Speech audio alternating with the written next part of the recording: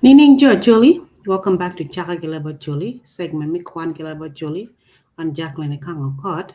This is session number 67, reading on the Panyikwara clan.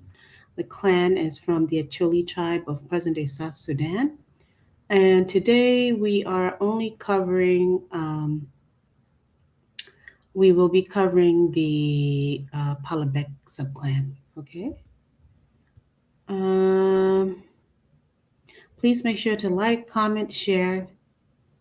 Follow us on Facebook. We are on Facebook as Chaka Acholi. We are also on YouTube as Chaka Acholi. I do post these recordings on my personal Facebook, which is Chaka Ikang South Sudan as well. But the official Facebook page is Chaka Acholi. Okay, make sure to like, comment, share, engage, leave comments, send me DMs. If you would like to be a guest, also send me a private message or leave a comment under this video on Apoa Matek.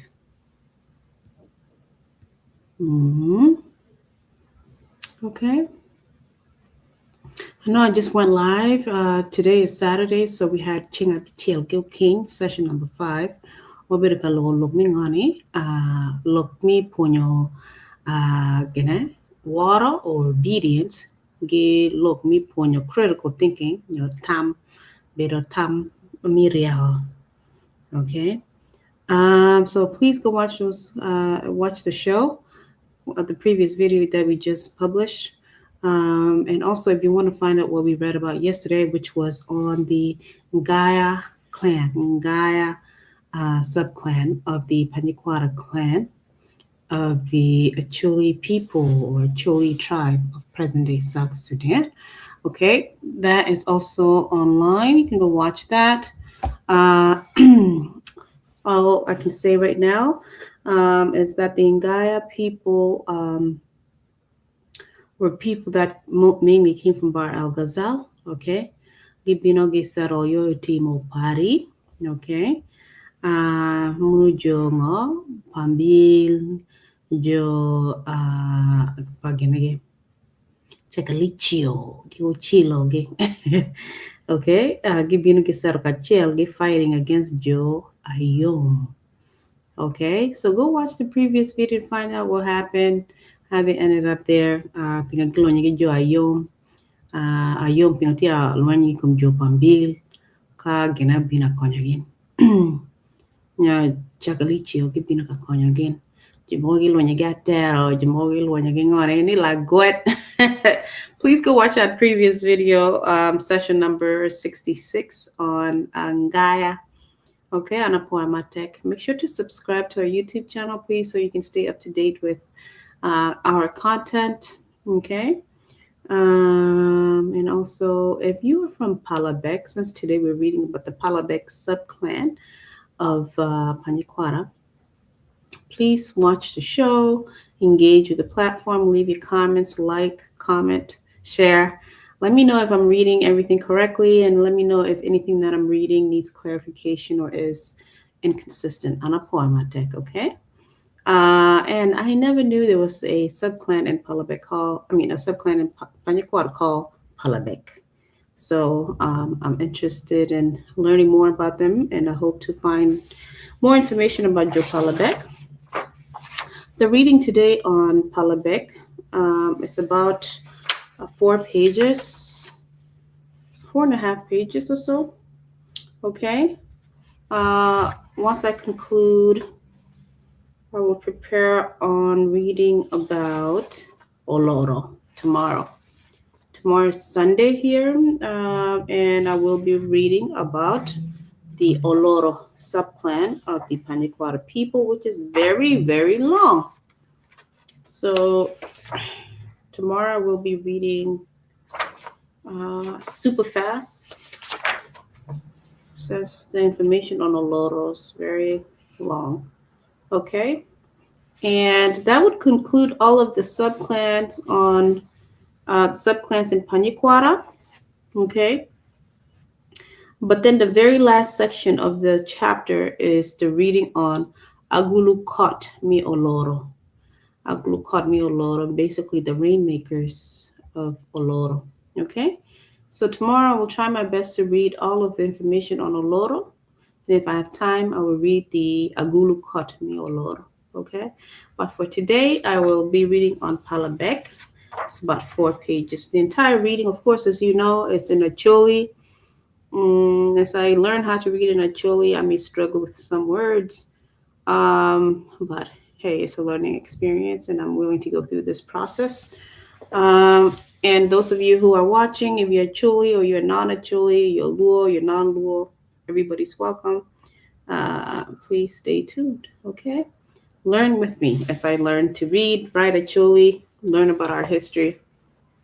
Let's learn together, okay? So now I'm going right into the reading on Palabek, okay?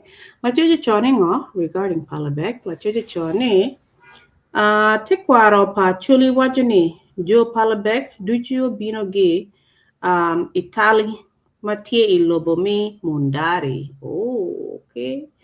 Yala ningo imwakama dana mi Palabek puri tie ilobo mundari gina no kwa ikabirma gilungo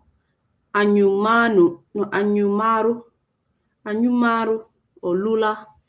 Okay, mana ye tima jo mundari maro dwaro ye le nenchala lok lula gilep mundari tielo kene kadwa mabe dano mi Palabek o wero lobotali pilok mi ching ma orieng o wango chom gi poro wako duchu jo mundari mapol gintie gi diangi romo wala romi wagi diri kakej nega jui kakej nega jui oporo ilobo chaloman dano kwa i chak diang. Okay, ento tie dano manok ma pirege diangi ikare ma watie ka yenyo lok mi tekwar pa chuli mi Sudan wono ni jo Palabek o bero dana chiel ikindana ma tie ge diangi manok. Okay, mana ye gin ma overo kech onero gin ma pol imwaka apar biro gi piera biro wi abich. Okay, kech odonyo I ot pien diangi pekelo chak maromo mon cho gilotino. Excuse me.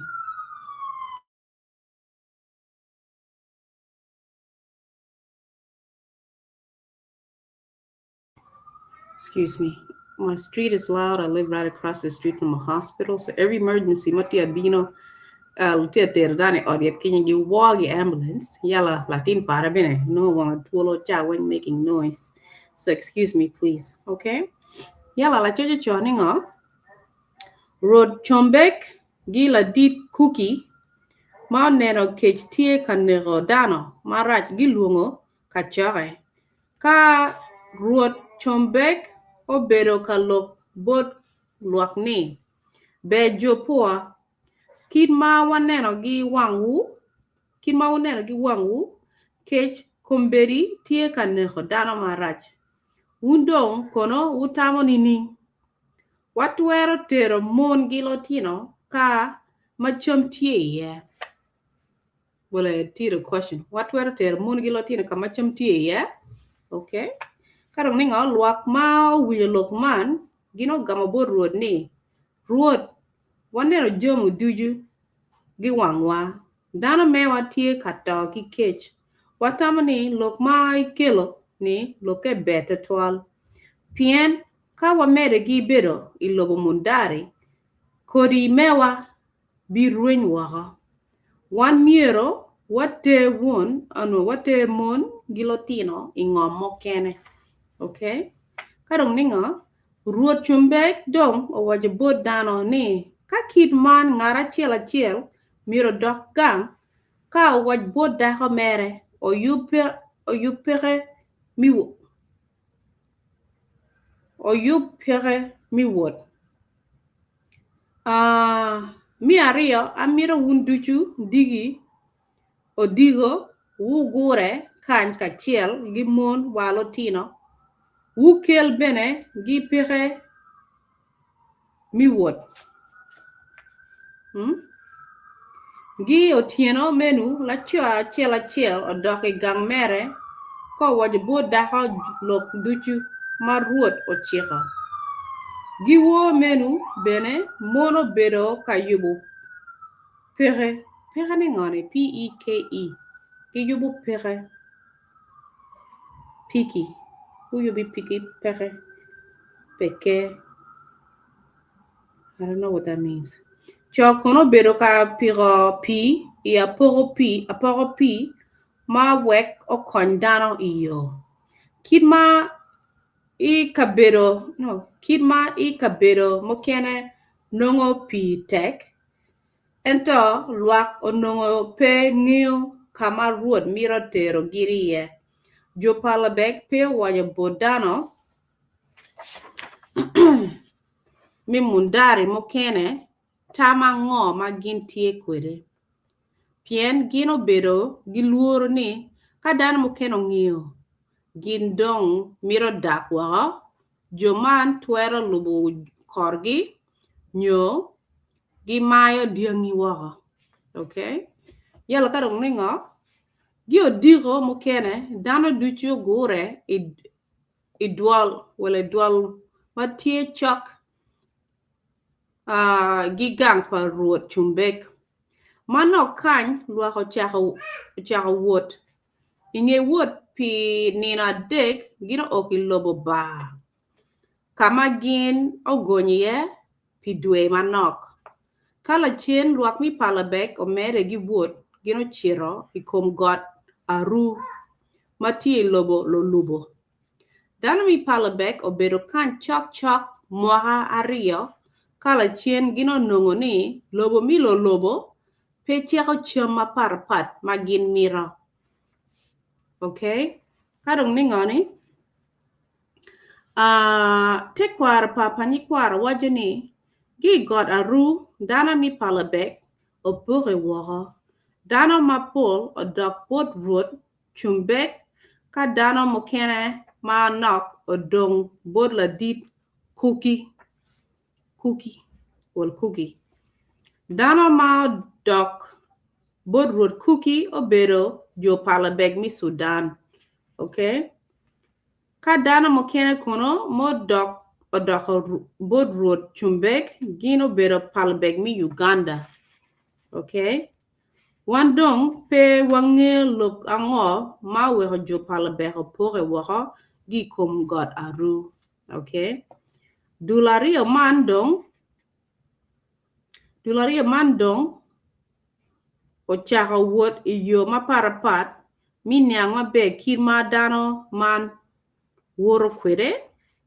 Amira wakwongo wanen kir ma jo Palabek mi Sudan o kwede gi kom got aru gin o kwede I kabedo megi matin gin tiye. Kala chien, excuse my son. Kala chien dok wanen kid ma jo Palabek mi Uganda kede gi kom got aru do kid ma gin bene o kwede I kabedo megi I Uganda. Okay? What do you think? Drop your comments. Do you know how jo Palabek I pore mo dong Sudan mo gi Uganda? Penga pore between Chief Kuri and Chief Chumbek. Who drop your comments? I know for my tech. Okay, guys. Kadong ningo la dit cookie o kwanya jo Palabek mi Sudan gi kom goraru gino chaka wot makun gino dok kwede jo tung pin. Gino woro chok pinino apa gi kagin o kwede ite got iwire. Okay? Gi oke got iwire. Kama gin onongo luak mi Panyikwara mokene dong tie ye. Imwaga man ruoth gitala ye monongo loyo wi luak mi Panyikwara matie ite got iwire. Okay? Gikanye ruoth ojolo la dit cookie giluak mere mabe ka omiyo bodgi ngom migedo gipur. Okay? So Chief Kitala who is the son of Chief Modi. Chief Modi, who's the son of Chief Nyikwara. Nyikwara.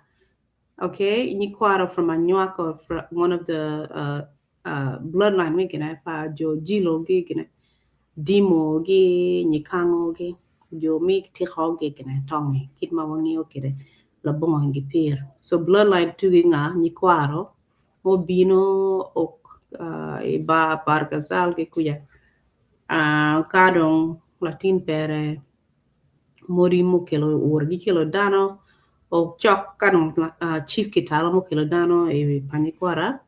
So chief kitala munga ye mo jolo chief cookie mo kilo jo Palabek e Panyikwara e mo jolo gin. Okay, ko mi abot gin ngo. Mi gero gi mi pu. Okay, what do you think? Drop your comments. Yala gi kany. Tadira chel mi Panyikwara waje borani jo Palabek o beru dana ma lo pu totual. E kare ma gino nongongom. Gino Chaka gero gi piro wi kori maparapat. Piman ninge mwaga chiel keken kich oringo waga jo Palabek dong opore e dok uri Martina bichiel kidman.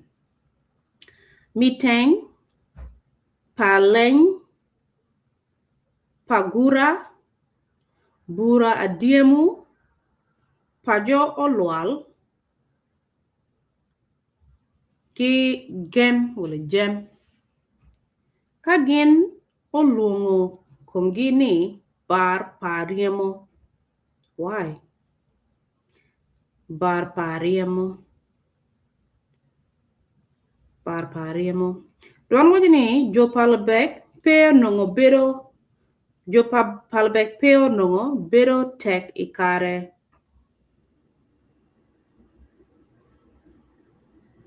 Okay, dano wajini jo Palabek peo nongo bero tek ikare magin odonyo ite got iwire.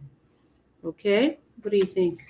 Kadong pien gino maro nore gidana duchu mara yegin ma weho bero odogo yot bodgi manno kan lotina wobe gi lotina nyira o chako nyume gi lotina anyira wa gi lotina wobe mi dok on mo kene mi Panyikwara. Actually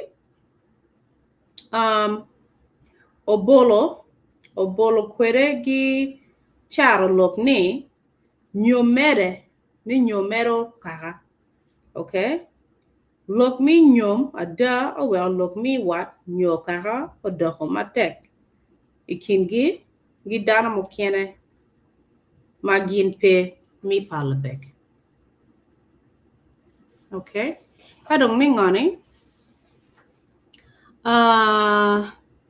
jo Palabek mo kene ma odong igora ru ru chombek bene o kwanya gin o tero gina o Uganda.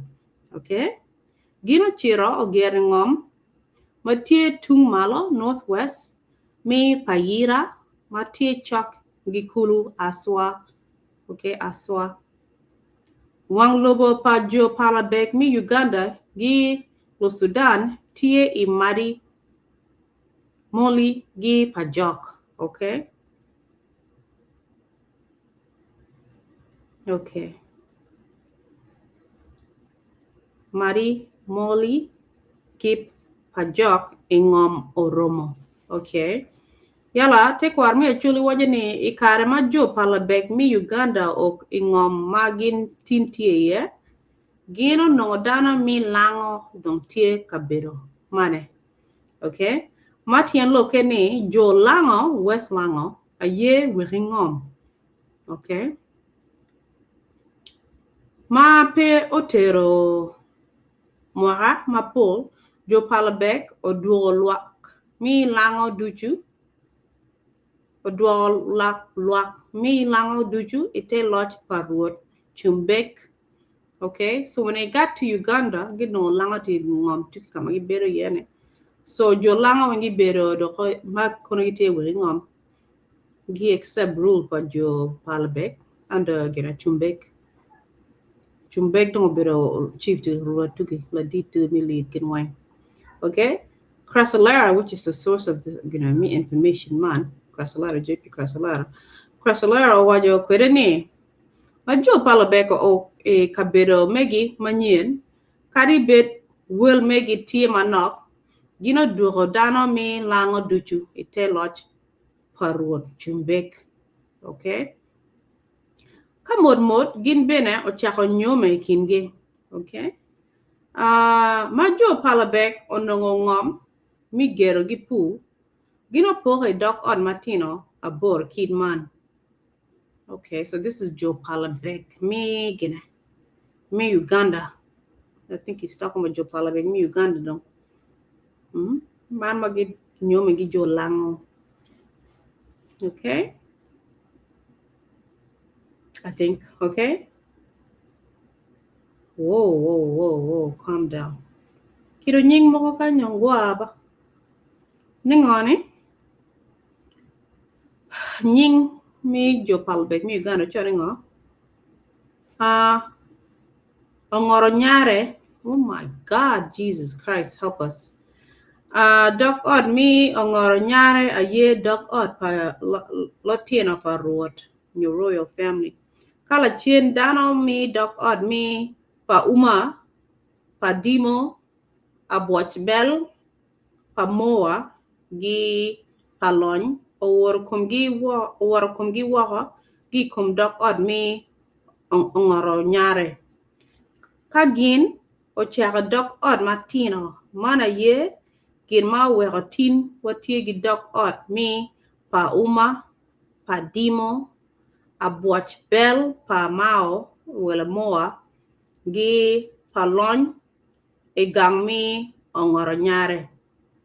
Iloba chuli la chio ka onywalo latino mapol, entwere po gang wako. Man bene nen chalo gin ma otime bot jo ongor nyare I mwaka macha. Ka jo pa koho ayu alali gila mo gin obino ogiere kum dano mi ongor nyare do bong. Okay? Okay. Abuach bel pa la yeny.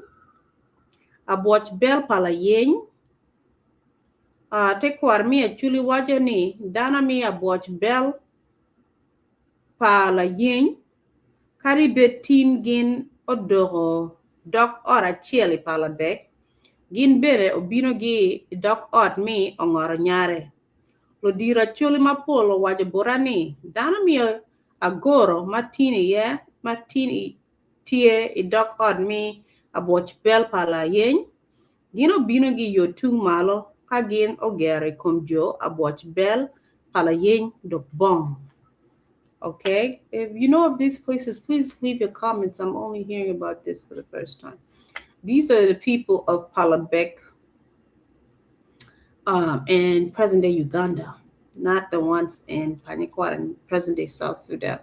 Okay, the different places are what? Ongoronyare. These are subgroups of Palabek in present-day Uganda. Okay, so the subgroups in Palabek includes Ongoronyare, Abuach Bel Pailayeng, Jempa Wood Gero, okay?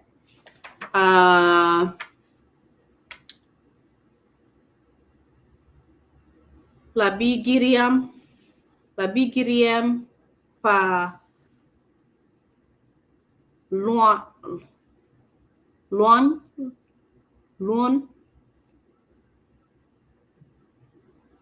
I don't know what that means. Labigiriam pa Lon, Lagua pa Ayot,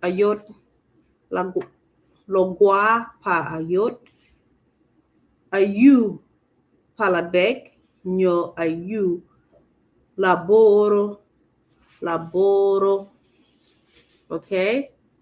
Paduat, Paracheli, okay? These are Nyingang, Gnima Patpat. Ninga my part, but are these subgroups me? I'm assuming these are Joe Pala. I thought it was Palabek me Uganda. I don't know if it's Palabek me South Sudan. It's a bit confusing.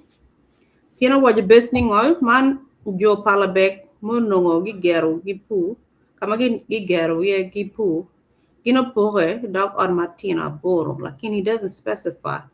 Man Joe Palabek, man, Maji Chere Uganda, will man Joe me Palabek me Sudan Puri. Mm-hmm.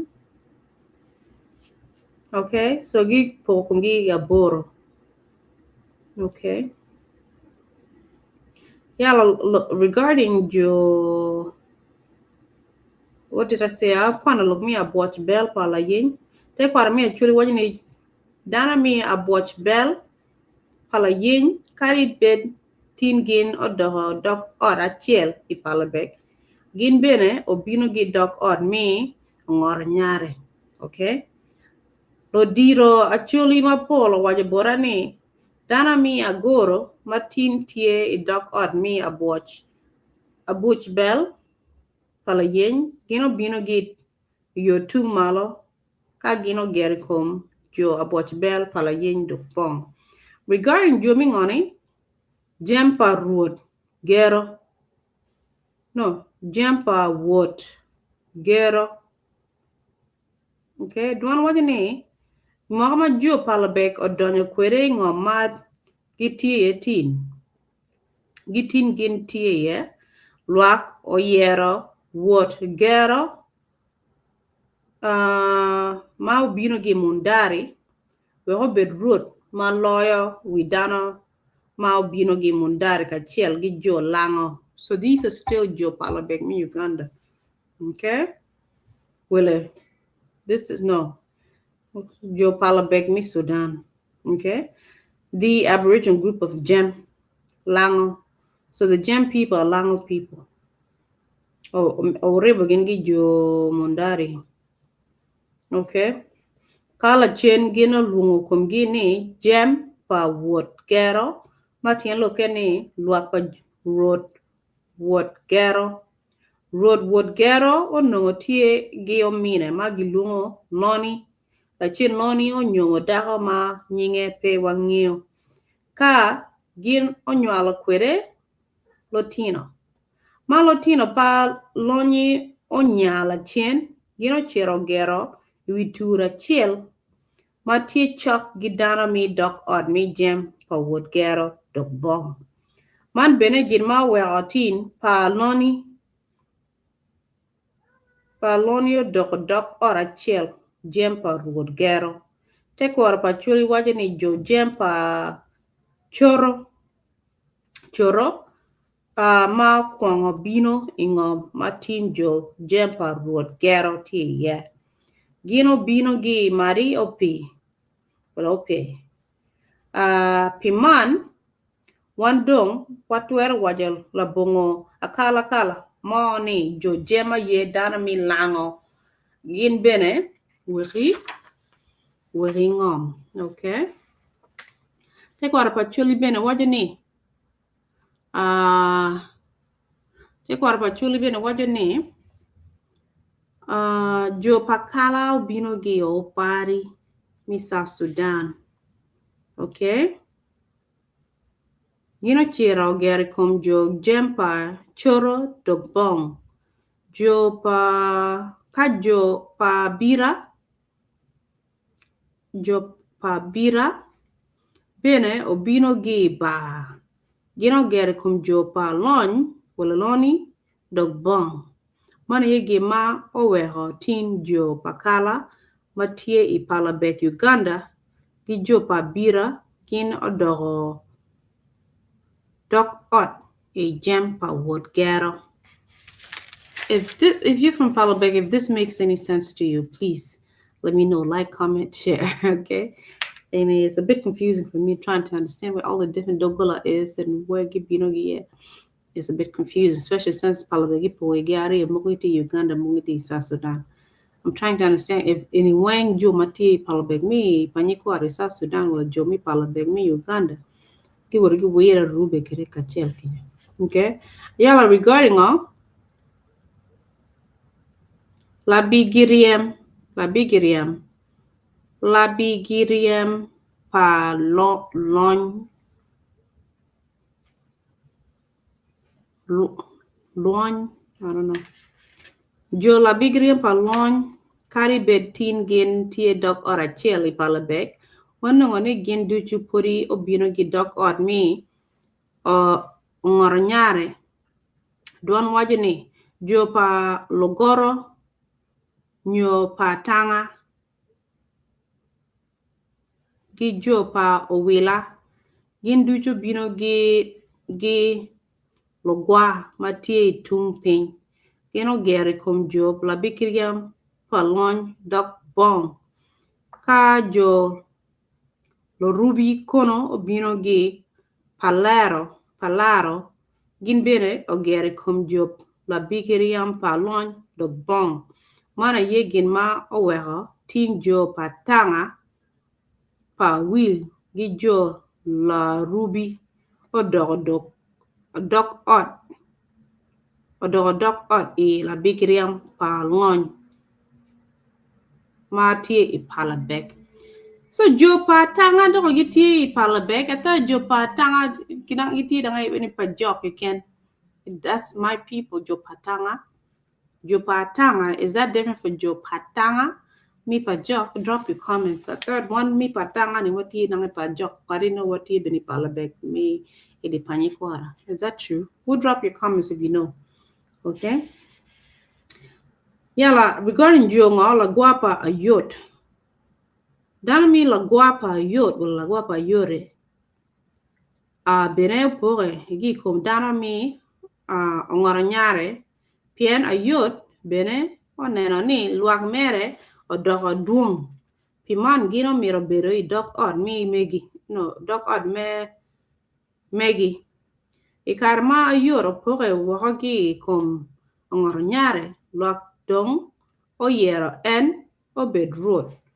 Kagin o lungo kum gini logwa pa yot. Tekwar pa chuli wajini. Ikar ma ruot chumbek o kela luak mi Palabek I lobo man. Gino nungo jo orogo dong tie ingo man. Ma luak dong tuero, no, ma dong luak o tiro yero ruot ayot, a chien ruot chumbek o kwanya dana mi orogo o kero gini te lodge pa ruot ayot. Kala chien dana ma lungo kum gini jo logwa pa orogo, kadong nen chalo ruot chumbek bene o nungo jo pa lio, no jo pa lo, dong tie ngom duan wajini en bere o kero gin ite loch parut ayot. Okay, man gin ma we dano wajini jo pa lo jo pa lu bere we ngom no we ngom ento jo mari mari pokon obino la chin total Gino bino gi ba Gino bino gi ba ka gino gere kum dano mi logwa do bon. Okay? Man ye again ma werotin dok od mi logwa po rogo pa lo bula pa lu gi mari mari pokon o dok od I logwa pa yot a Palabek. What do you think? Drop your comments. If you're from La Guapa, Yot, you're from Ngoranyare, Palabek, La Guapa, Orogo, Jopalo, who drop comments too? Okay? I don't know why. Okay. Now, regarding Jo, Ayu Palabek, Nyo Ayu Laboro, Chut, Imohama Luakpa, Wood Chumbek, Odonyo, Ipalabek, Kid Madana Ma Binogi Tali, or no duong. luak oyero la dir ayo o bedroot. Wek hotel dano mi palabek mukene la kachiel gi dano mi lo boro. La boro. La chien luak man o lungo kum gini ayu palabek nyo ayu la boro. Matien loke ni gin luak pa rora yu. La boro nongo tiegi o mine magi lungo la diang. La diang. Drop your comments, cool, near information in. La diang. La chin, no, la cho man. Onyuala latino, cho, chok abichel. Malatin, achiel, ikingi, ilungo ni lema. Latino pala boro, bene, onyuala latino, man no kan, dana man, olungo kumgini, la diang. Matien lokeni, luapa, la diang. Okay? Jola diang ogere kum dana mi ayu palabek, nyo jola boro, la chen, dana obedo ka yero jola diang ni gin, dana ma lo jok. Obedo ka yero gini gin ka lo jok. Pinga. Mati loke ni, dana ma tie gi jok nyo dana ma lo yi. Wow, lo diang gini lo yi. Okay. Ka imwaga par bangwangi piera ngwen wario. Dano mi chobo. Dano mi chobo. Obino ogeri kom jo ayu laboro wala laboro. Man benedong nyuru borwan kid martin jo lo diang. Jo polo jok. Gi chobo. Odok ot igang ayu palabek. Drop your comments if you're from ayu palabek. All the different groups here, you Palabek, you Laboro. If you're from there, okay, we'll drop comments too. What do you think about information and is it true? If you're from there, it's money. Now, regarding Padwat, dano mi Padwaro bino gi madi, rodwat a ye okelo dano man e Palabek, ka Martin gin tie, okay, take Leb Acholi pe wajo lokmo weko jo padwat o weko kwere lobo mari ento watamoni gino weko lobo megi pi lokmi cage kin ma wan bero ka neno I book man dana ma po weko lobo megi pi lokom cage. Okay, drop your comments. What do you think, guys? Regarding jo padwat ki bino lokom cage mari. Yala jo para chel wala para chel. Jo para chel obino bene la cheni palabek. Kino bino gi lokai ene mari bene. Tin ka wachiri para chel wanongo ni kari bed gin lo Leb Acholi ento gin pori bene loko leb mari. So jo para chel mi palabek mi Panyikwara di Acholi len giloko leb mari ka giloko Leb Acholi pien gin jo mari jo para chel. What do you think? Source Eddie Crasalera 1954. Ni jo para sel wala para chel pori giloko leb mari pien gin jo mari. Okay? Are you from Parachel? Drop your comments. Are you from Palabek? Are you from Panyikwara? Drop your comments. What do you think? Please like, comment, share, engage, apply. So that's it on Joe Palabek. Now regarding team gi God mi Palabek. Like you're joining on look man. Joe Palabek ti gi team Maria. Mana ye team Kuji gi team Maria. Gin bene ti gi God a chill magilungo ni God Loquenya. Not Loquena, Loquenya. What is that? Jo Palabek tigi jok a chiel maglungo jok Loquenya, matie kum God Loquenya. Okay? Dana mi Palabek pe ngeo nying dana ma yang ochao kor chiriba mi team ario megi.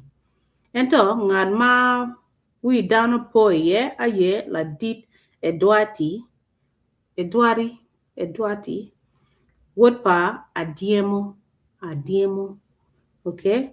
Kai miro niang matut ilok ma doki kom jok lo kwenya, nyulo kwenya, kwan dul pierario, uyangwen, dini achonya pachuli, jok lo kwenya, ipot warga, mia, mia, mia, mia, mia ngwen gi wia ngwen.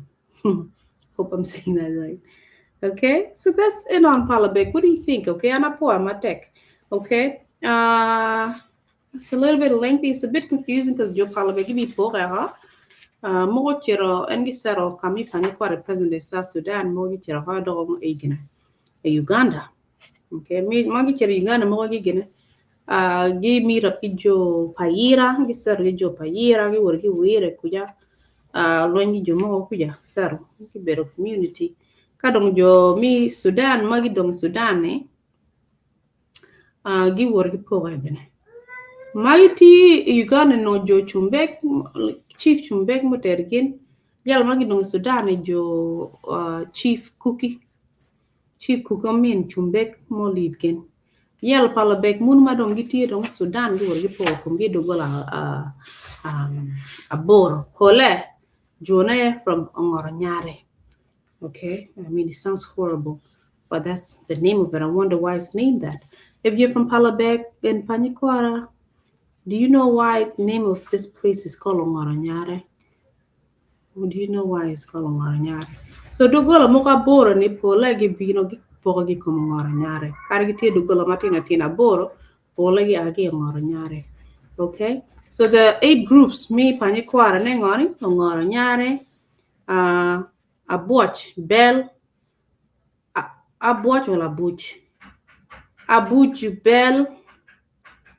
You see that Butch Bell is misspelled or Abuach Bell. I don't know what it means. Abuach Bell pa la yeng, jem pa wodgero,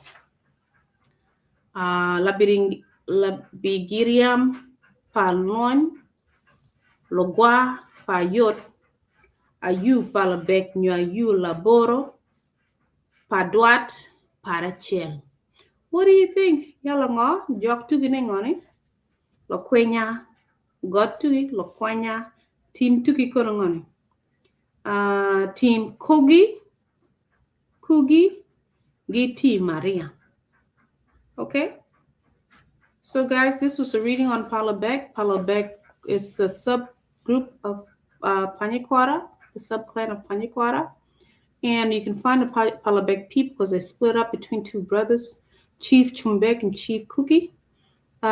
Chief Chumbek took some of their people and went all the way to Uganda, while his brother Chief Kuki stayed in present-day South Sudan and settled with the Panyikwara people in present-day South Sudan. And he was received by Chief Kitala, who is the grandson of Chief Nyikwaro from the Shilukanywa kingdom, basically. From the line of the 2 brothers that fought over the bead and the spear, being Nyikango and Dimo, or Nyikango and Dumo. I don't know, the story is confusing. And actually, we call them Alabon and Gipir. So Nyikwaro, his bloodline was what? Chief Mori Muchaokelodana. Chief Mori started bringing people down to where the Panyikwara people are. But then his son Mori took over to close by to Panyikwara, and then from there, the son, Chief Kitala, is the one that actually made it to present day Panyikwara. So he is the one that received Chief Cookie, who led the Palabek people into the present day areas or regions or territories of Palabek in present day Panyikwara. Okay. So the people, they did split themselves up into mini groups, being 8 mini groups. I was just reading it off to the audience here in Acholi. This small groups, 8 small groups, being they're very weird. The name is very offensive if you translate into English, but that's just the name of the place. I just don't know why they would name it that anyway. So the 8 subgroups within Palabek are Ngoronyare, Abuch Bell, Palayin, Jempa wa, Jempa Wodgero, Labirinyang, no, Labigiriam, Palon, okay, Logua Payot, okay, Ayu Palabek or Ayu Laboro, okay, Paduat, okay, and the last one is Parachel, Parachel, okay. Now, regarding land rights and land they have rights to in present-day South Sudan or present-day Acholi lands or in Panyikwara, the Palabek people have rights to Team Kugi and rights to Team Maria. They have one spiritual power or deity being Jok Loquenya, and they have one known mountain being Mount Loquenya or God Loquenya. Okay, that's it on the reading on Joe Palabek. And some of the people came from various tribes in South Sudan. The last one, the Parachel people, are from the Madi tribe, and they still speak Acholi and Madi, even though they're considered Acholi people in present day. They speak both Acholi and Madi. Okay. All right, and there's been a lot of intermarriages between all of the subgroups and with other subclans in Palabek as well. Okay. So that's it, guys. Thank you so much for following along. I will be reading on the last subclan of Panyikwara tomorrow. The last subclan is called Oloro. I will read all of it tomorrow.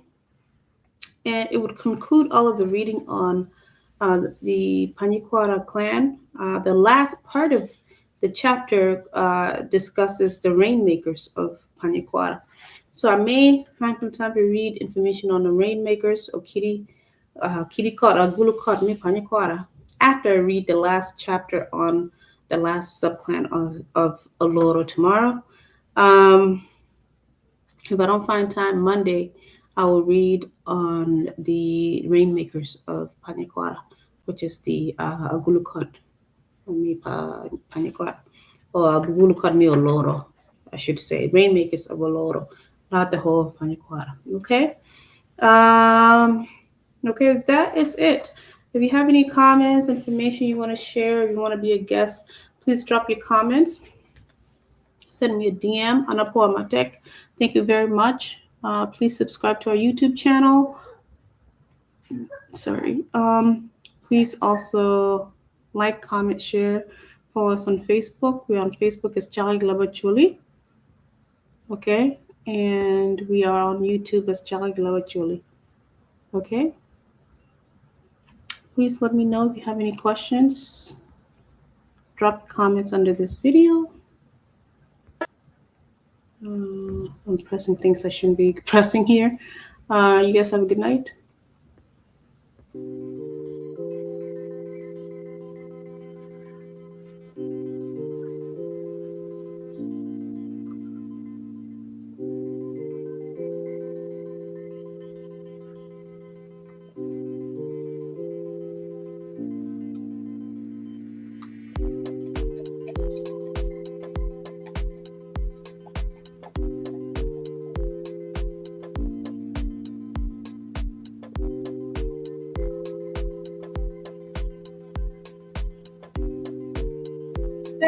Thank you, guys. Have a good night.